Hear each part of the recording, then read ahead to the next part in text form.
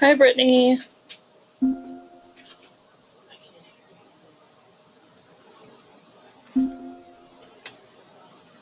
It's connecting to audio. Hi, Brittany.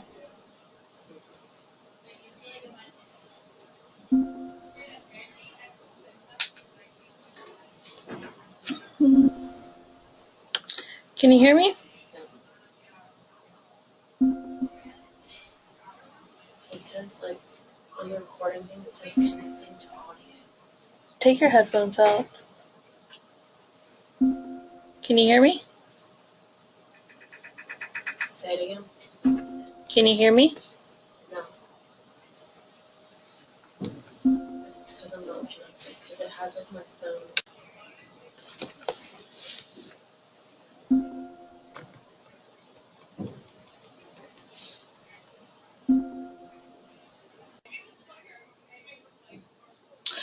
Hi, Brittany. It's Ashley.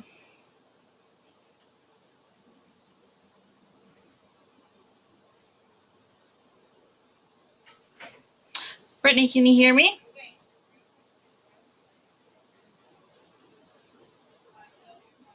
Brittany, can you hear me?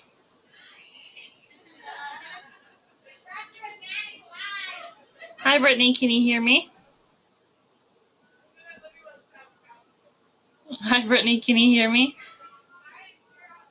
Can you hear me? Yes, I can hear you now. Okay, all right, good. I didn't know. Nope, you're good.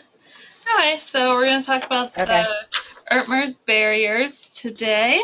And we have this reading. This is take 2 of this project since we didn't have the record button last time.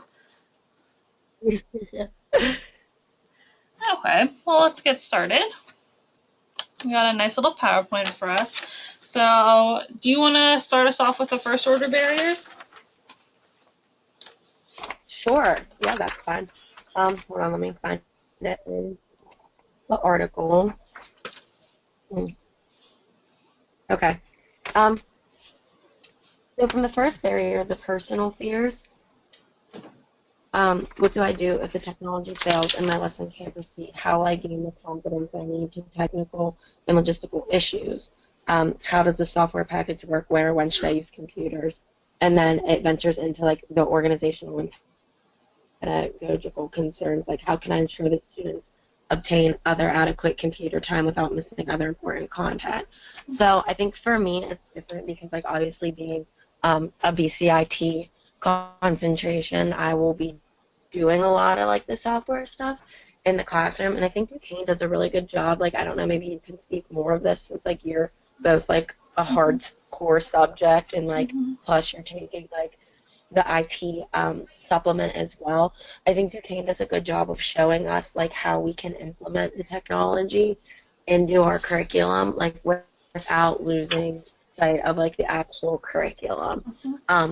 For me, a big part of like my job will be like working with teachers that are already in the classroom, like getting them to implement technology in their classrooms, specifically with like the older generation teachers. Like I know in my classes, like some math classes, like we weren't even allowed to use calculators because like I had a very old, like an old school teacher, like she did it with like paper and pencil, so like that's how she expected us to do it too. But like obviously the times changed, and then I had like my other math teacher, it would be like all online, and like we would use Excel to like create our charts and graphs and things like that. So I think it's just basically like finding that balance between like what you're comfortable with as a teacher and like using what we've learned like throughout our majors and like throughout the school ed here to get that good balance like with like to benefit your students.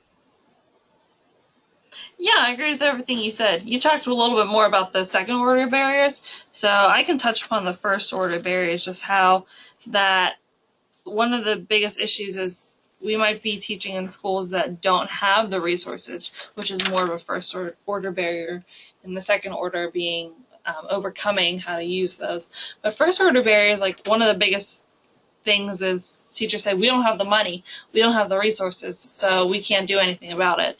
So I think that teachers need to have like a goal and plan, and if they really want to use technology, which they should, they need to have a plan and organize a plan.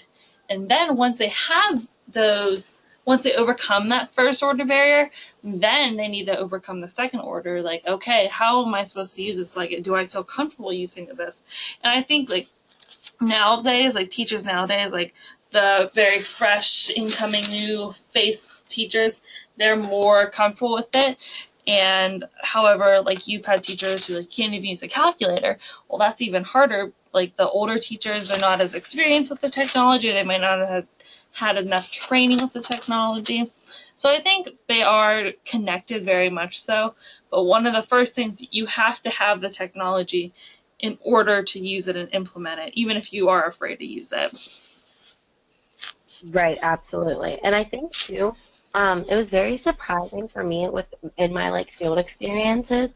I haven't had the opportunity to visit like a school like Pine Richland or like North Hills or like Mount Lebanon, but I have been in the Pittsburgh public schools, and believe it or not, they have a ton of like technologically like advanced resources, and like they all have business classes. Like I know last semester I was in like Urban Pathways Charter School, and then before that I was at Carrick, and they all like were both rooms that like I observed. They were like in a computer lab. They had like a business teacher teaching them to like do things like how to create a resume, like how to make a cover letter, like do all these things like in the business world, which like at my school like it was required to do that. Like we all had to take it was called like Business 101, like is like freshman I think, or like junior high maybe, and it was just like the basics like resume, cover letter, how to balance a checkbook, like all like things like that like are things that you need to know outside of high school, whatever you decide to pursue. So I was really interested because I would think like out of all the schools like around here, Pittsburgh Publics would be the ones to not have those resources. But not only do they have those resources, they really use them well. And I like thought that was very good and like beneficial to the kids because like obviously like they need those skills because they might not be getting them at home or like elsewhere, so they need to learn them in the classroom so they can use them like to benefit themselves in the future. Yeah, that's a really good point. It's important to like address like if there are any issues, and it seems like the classrooms that you've been there hasn't been in many issues. But the reading did say like if you do have issues, you should address them like at the same time, like the first order and the second order barriers. It's easier to kind of do them together. So hey, we don't have computers, but okay, if we were to have these computers, what would we do with them? Just kind of going back and forth, and some barriers might be easier to overcome. Like they might have, like a school might have a really successful fundraiser or get a loan or a grant or get extra funding for these materials, and they can get computers by the next like couple months or the next school year. But it might take a really long time for teachers to be able to be comfortable with the material. So addressing the barriers might be easy for some, or it could be even more difficult for others. So we have a little Right, question. I agree. We have a little question here. It's, do you think teachers use first barriers as an excuse not to use technology in the classroom? What do you think? Do you agree or disagree with that? I definitely agree with that. I think that's an easy out, and that's like a good excuse. Like, well, we don't have the resources, so how do you want me to use resources if we don't have them? Um, and I think that is very sad that teachers do think like that because you, as a teacher, like you want to prepare your students for like life outside the classroom, and obviously, like now with the society we live in, you can't even like work at McDonald's without knowing how to work a computer because everything is ran on technology and like computers and applications and things like that. So I think like those kinds of teachers like are really doing a disservice to those students, and not even the teachers. I would go even as far to say like the administration and like the school board and things like that. Like if those schools don't have those resources, what are they doing to get those resources, and how are they going to use those resources once they get them? And as a parent too, even that would raise concern with me as well. Like, okay, well you don't have computers. Like, how are you like supplementing or like how are you making up for that? You know what I mean? But I definitely think that's like a very good like excuse. What do you think?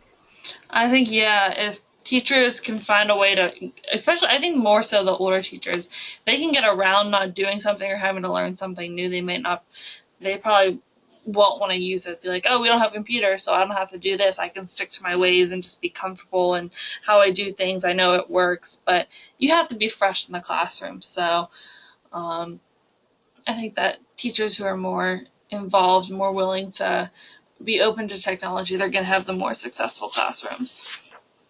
Right, absolutely. So going on to our next point, we're going to talk about developing a vision for using like good technology.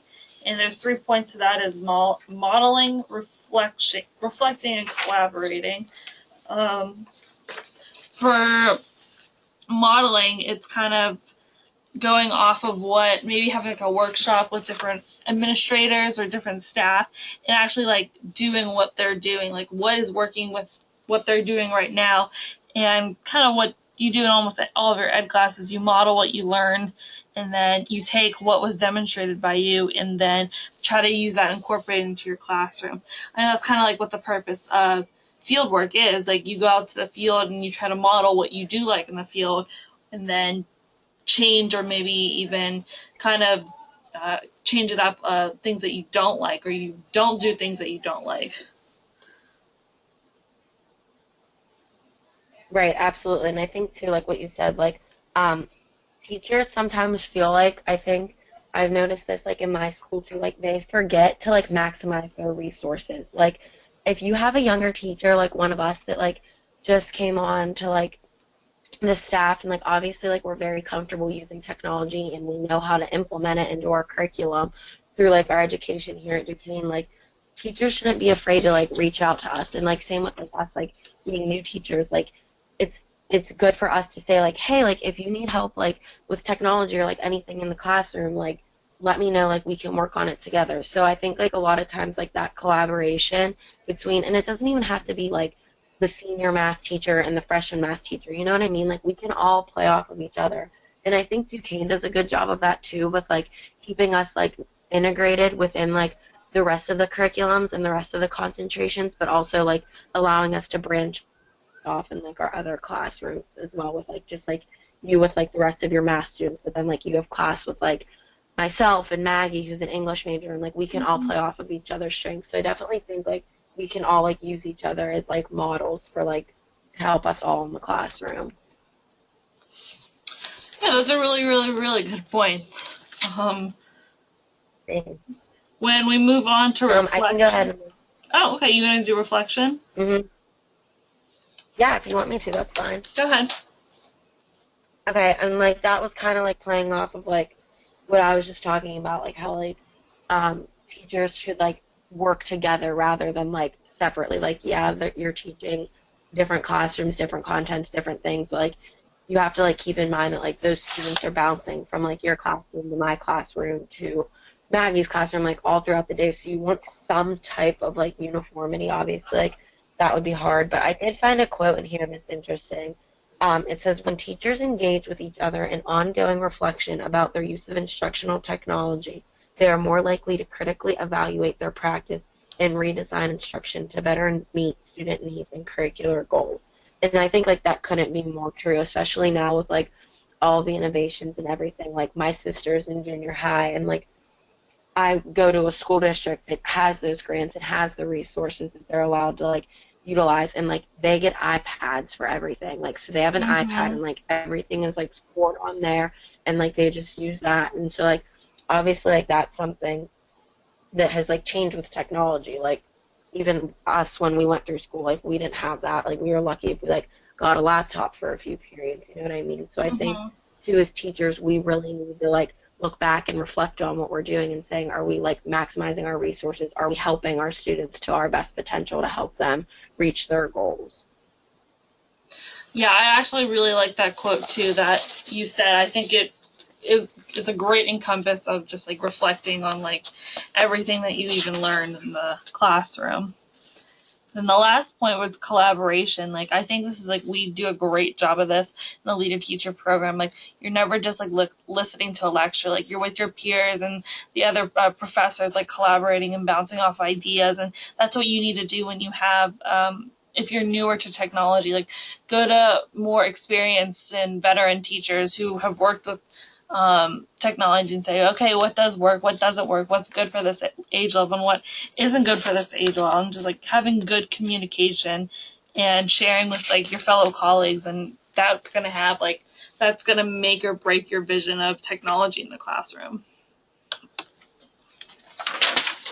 Right, I can totally agree with that. And too, something I really like about the Leading Teacher program is it's not just like, here's how to use technology, here's like technology resources, and then here's your curriculum. Like, I think Duquesne does a really good job with like implementing like the two of those, especially like for me, like since I'm in like two different schools, essentially like the business school and the school of ed, I've seen like such a good overlap on like through my learning and like through my experiences. Like I'm taking an accounting class right now, so like obviously that would be something that I'm going to teach in the future because a lot of schools offer accounting like as an elective.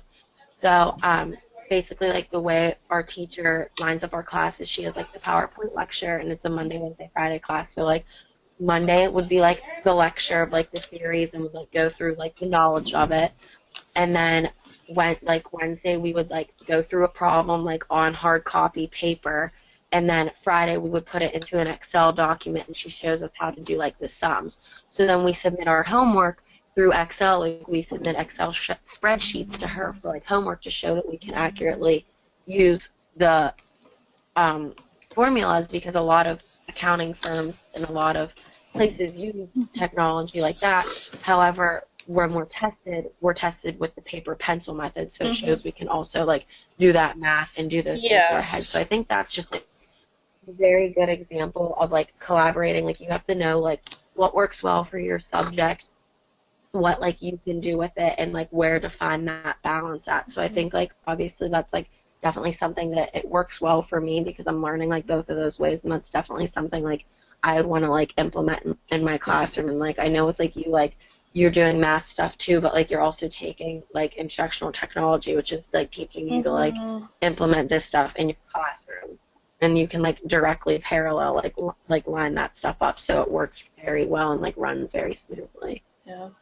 Well, that leads right into our next question, and I don't know if you saw my response.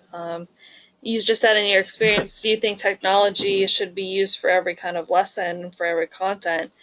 And I think not necessarily. You should not really. Technology might not be needed. There might be some lessons that the good old paper, like you said with your accounting, like paper and pencil, like might actually work better in some cases, or like the students need to be tested in paper and pencil. And you don't want to like force technology into your classroom. I know like in high school, like we were testing out different technologies and how to use iPads and incorporate it in the classroom, but those teachers felt like they were forced to like use these tools that they're given, and it ended up being less effective of a lesson. You spent more time like figuring out how to use the iPad or the certain website, and it was taking away from the instruction. So at that time, it's kind of like, is it really worth it to use technology? So that's why it's like super important to learn how to use technology efficiently and make sure that you're using it for the right reasons and not just kind of like, oh, we have it, might as well use it. You need to use it for like, you need to have like a good goal at the end. Like the students have to get more out of using technology than just the instruction. Right, I completely agree, especially with like now, like we were just talking with like math and like history and stuff. Like I know like I had classes that like we would just literally like go to the library, especially for like history, and just like use the internet just to like research something, and you could just tell it was like so forced. And like when it's like that, students don't want to do it. Like they know it's just busy work. Like they're like, what's the point of this? You know what I mean? But if you present it in a way that's like, here's both, this is what like we're gonna do it both ways, and then whatever way works for you, like you can build off of that, and like just really focus on like the why of what you're doing. You know what I mean? Like, yeah, it would be important to like learn about the presidents, but like, why am I using the internet to do that when like there's books and when it's right in my history book? You know what I mean? Mm-hmm. So I think that's just, like, again, finding that balance and really playing off the strengths of like what you're trying to accomplish, like through the lesson and through what technology you're using to get that lesson across to the students. Okay. Well, let me refresh this page.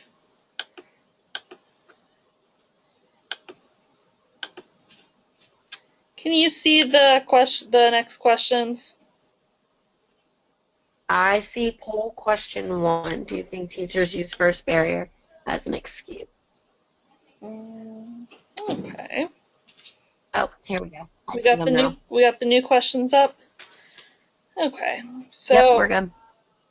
this article prepared me for the classroom. It just kind of it was very informational in the sense I didn't necessarily agree with every single point, but I think it just shows you that like, hey, like not everyone is comfortable using technology, and it's okay. Like if you do have to overcome some barriers in order to use technology, but it was like don't be afraid to use it. Like things are going to go wrong in your classroom sometimes. Not every single technology lesson you're going to have is going to run smoothly, and the internet might crash or students might break something, but like you kind of have to be fearless when using technology, and you have to do things that the students will like. And if the students really like using technology, you use it, and don't be afraid to try new things. I think that was one of the biggest things that prepared me for help me prepare me for the classroom. Right, I definitely think this article prepared me for like not only like the classroom work like with the students, but also with like how to interact with like our peers and like our people on the staff to like really make sure we're like benefiting the students. Like again, I really like that quote and the reflection, like this is going to prepare me in the classroom because it's going to force like us to like really take a step back and be like, okay, is this what we want the students to get out of the lesson? Is this the best way to implement technology in this lesson? Like, is this a good lesson to use technology? Because sometimes like technology just won't work, and like we as teachers have to know like where that like limit is to like be able to shape our lessons and shape them well, especially like with our assessment class right now. Like there's certain content that you pair with certain assessment tools like true false matching, fill in the blank, things like that. So I definitely think this prepared me for the classroom in the sense to like take a look at like myself and really like sit back and make sure like I'm doing what I want the students to get out of the lesson. um, and then as far as like using this information in a job interview, I think this gives us a lot of good talking points and a lot of good resources that we can touch upon that would make us seem very like intelligent and involved, especially with now like teachers. They want to hire teachers with those good solid backgrounds in technology because it is such an important part of students in our lives like every day. And I think the barriers are definitely issues that are seen in schools throughout America. Like you would never think that like schools don't have classrooms. Like that's crazy. Like that they don't have computers. So I definitely think this gives you like a good plan to be able to say like I know this is a barrier. I recognize it. And here's my plan to fix it. Like saying that in a job interview would show that like we're very passionate about what we believe in. We definitely are like thinking about it, and that we're like good candidates for the job because we want our students to obviously succeed. Yeah, I think showing that you are familiar with what is going on and being up to date with like the current trends in education and the current research, yeah, I think that shows a lot to future educators as well. Just be like, okay, I know this is gonna happen. I know I'm willing. I'm even saying that like I'm willing to try these new tips in my classroom, and if they don't work, then we're gonna try new things, and just continuing to make an effort to better the classroom and making this atmosphere like a positive one for students to learn. So that is the end of our discussion, and thanks for talking with me, Brittany. Thank you. I appreciate it. Have a good night. Bye.